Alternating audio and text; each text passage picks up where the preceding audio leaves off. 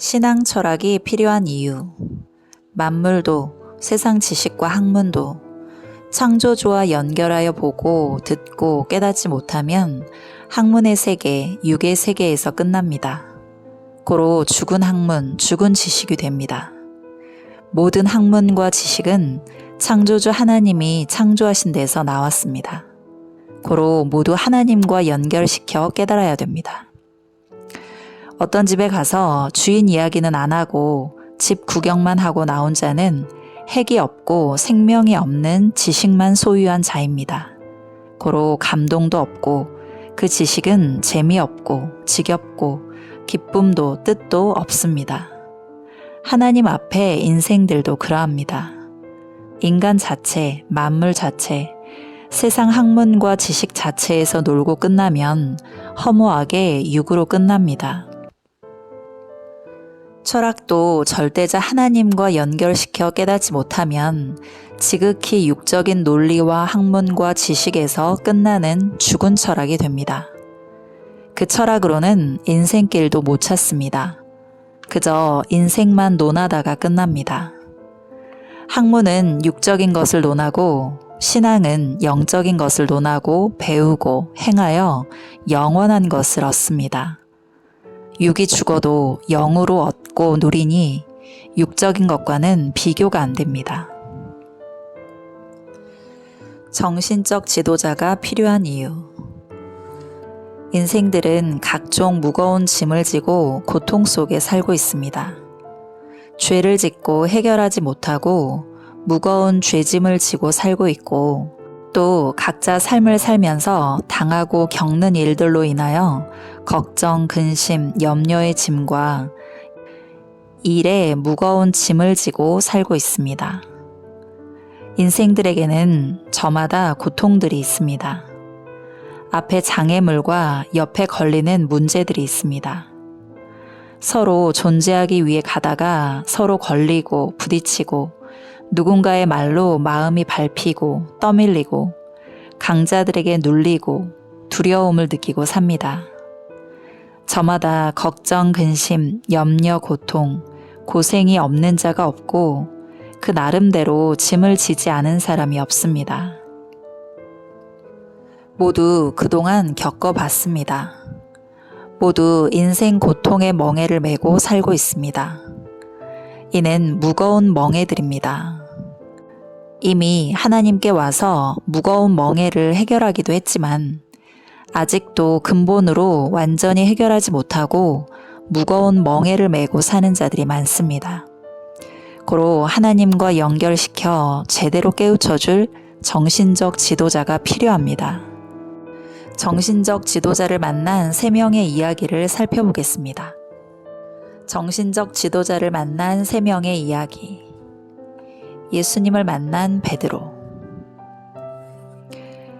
해변가에 살면서 바다에서 고기를 잡아 생계를 유지하던 베드로는 예수님을 만나서 공고한 인생 문제를 물었습니다. 그때 베드로는 예수님이 메시아인지 몰랐습니다. 예수님을 처음 만났을 때였습니다. 베드로는 밤새도록 바다에서 그물질을 했으나 물고기를 한 마리도 못 잡았습니다. 이에 예수님께 묻기를 제가 평생 이같이 살아야 되겠습니까? 어떻게 하면 바다에서 고기를 많이 잡을 수 있습니까? 하고 물었습니다. 이것이 베드로의 인생 문제였습니다. 예수님은 베드로가 하는 일이 더 잘 되도록 첫 번째로 인생 문제의 답을 가르쳐 주셨습니다. 물고기들이 내가 무서워 깊은 바다로 갔으니 깊은 데 가서 그물을 던져라 하셨습니다. 이에 베드로는 물고기들이 깊은 데로 갔구나. 내가 가서 잡아야지 하고 깊은 데 가서 그물을 던졌습니다. 정말 한 번에 많은 고기를 잡았습니다. 그물이 찢어지도록 잡았습니다. 너무 무거워서 혼자서는 그물을 끌어올릴 수가 없었습니다. 고로 옆에 동료들을 불러서 도와달라고 하여 그물을 끌어올렸습니다. 그물을 2배에 채우니 배가 잠길 정도였습니다. 베드로는 너무 놀랐습니다. 문제가 해결되었습니다. 베드로는 예수님을 찾아와서 고했습니다. 하라는 대로 했더니 많은 고기를 잡았습니다. 내 인생에서 이렇게 한 번에 고기를 많이 잡은 날은 없었습니다. 했습니다. 그리고 베드로는 예수님께 또 진로 문제를 두고 물었습니다. 제가 이같이 고기를 잡으며 살아야 됩니까? 했습니다. 이에 예수님은 말씀하시기를 오늘부터 배와 그물을 집어던지고 나를 따라라. 바다에서 고기를 잡듯이 세상 바다에 나가 말씀을 전하여 많은 생명들을 내게 이끌어와라 하셨습니다. 베드로는 아멘 할렐루야 했습니다. 그리고 계속 세상 바다에 나가서 예수님을 증거하고 인생 강의를 하여 고기 잡듯이 인생들을 예수님께로 이끌어왔습니다. 예수님이 돌아가신 후 어느 날은 하루에 한 장소에서 3,000명씩 끌어오는 대기적을 보였습니다. 마치 예수님이 자기 인생 문제에 답을 주셨듯이 베드로도 그같이 사람들에게 답을 주면서 예수님께로 이끌어왔습니다. 예수님을 만난 사마리아 여인. 이 여자는 세상에서 이것저것 다 해본 자로서 해볼 것은 다 해보았는데 심령이 공고한 자였습니다.